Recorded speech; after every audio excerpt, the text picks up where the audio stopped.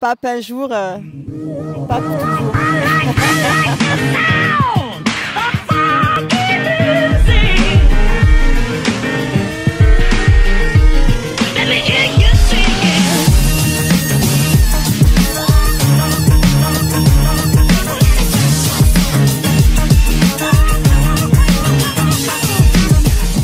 Alors Annick, on s'est croisés de manière très fortuite à la CGPME.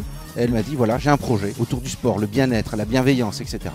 Et là, voilà, il s'est passé une réaction, je dirais une alchimie et qui fait banco. Donc je me suis dit, est-ce que je peux pas être un facilitateur, un accompagnateur, quelqu'un qui va peut-être lui permettre de réaliser son rêve? Pour la petite histoire, le tri des papes s'appelait les Vauclusiades au départ. Et je me suis dit, mais ce serait super d'avoir des équipes d'entreprises qui se rencontrent autour de supports sportifs, avec l'envie de pouvoir provoquer de la rencontre économique, plus ludique. On y a mis du cœur, on a passé quelques mois, mais à construire quelque chose d'assez énorme dans le sens où on a pu réunir des personnes diverses, donc que ce soit des salariés, des dirigeants, des partenaires, des bénévoles, enfin voilà, des personnes de tous horizons mais différentes autour d'un même événement. L'accompagnement qu'on a pu avoir par la ville d'Avignon était extraordinaire. Toute la partie technique, donc on avait un référent qui était Pierre, qui a fait le lien avec tous les services techniques, la sono, l'électricité, tout est installé et c'est juste fantastique quoi.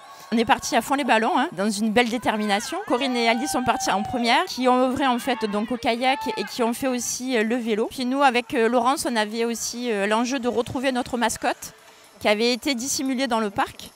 Et en fait, on les a rejoints et puis toutes les quatre, on a œuvré au mieux de ce qu'on pouvait faire aussi. Donc l'épreuve de vélo s'est faite sur des vélos pop de la ville d'Avignon. C'est un vélo très lourd, pas du tout fait pour ce genre d'épreuve.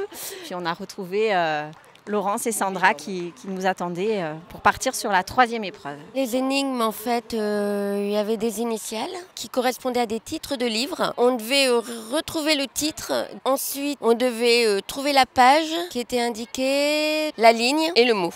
Et puis après, on avait une phrase en fait qu'on devait retrouver puis indiquer à une personne. La course à pied, on l'a pratiquée toutes les quatre, qui se déroulait sur 3 phases d'arrêt en trouvant des énigmes. On est resté motivés jusqu'à la fin des épreuves.